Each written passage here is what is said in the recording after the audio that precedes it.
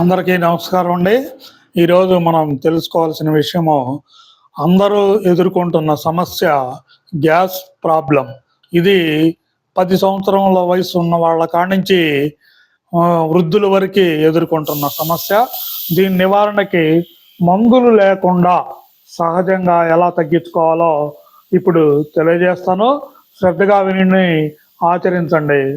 ముందుగా నూనె పదార్థాలు, తీపి పదార్థాలు, వేపుళ్ళు, కూల్ డ్రింక్స్, సోడాలు, మద్యము, ఆల్కహాల్, సిగరెట్లు వీటి వల్ల గ్యాస్ ప్రాబ్లం వస్తుంది. దీని బారిన చాలా మంది యువకులు ఇప్పుడు దీని బారిన పడి ఉన్నారు. దీని నివారణకి ఇప్పుడు మనం తెలుసుకోవాల్సింది ముందుగా ఎడమ వైపు తిరిగి నిద్రించాలి.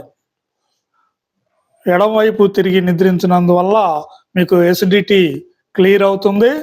తర్వాత రెండో పాయింట్, అరటిపండు తిన్న అరగంటలోనే ఎసిడిటీని క్లియర్ చేసే శక్తి అరటిపండుకి ఉంది.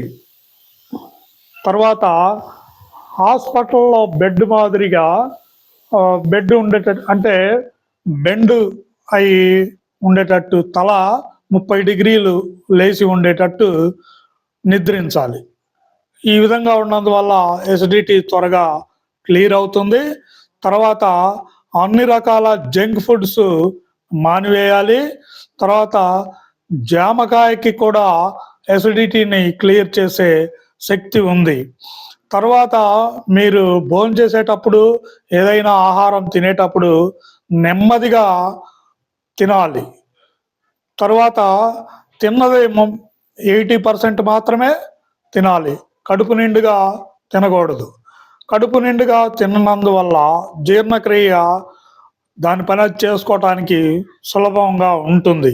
తర్వాత ధనియాల పొడి, సోంపు, జీలకర్ర మరియు అల్లం ఒక చిన్న ముక్క వేడి నీళ్ళలో వేసి 7 నిమిషాలు మరిగించి చల్లారిన తర్వాత తీసుకున్నచో ఇది ఎసిడిటీని క్లియర్ చేయడానికి రామబాణం లాగా ఉపయోగపడుతుంది.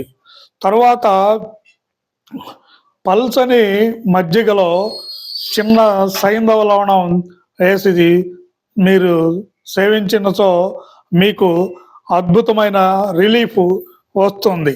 ఈ విధంగా మీరు తగిన జాగ్రత్తలు తీసుకుంటూ మీకున్న ఎసిడిటీని క్లియర్ చేసుకోవాల్సిందిగా కోరుచున్నాను.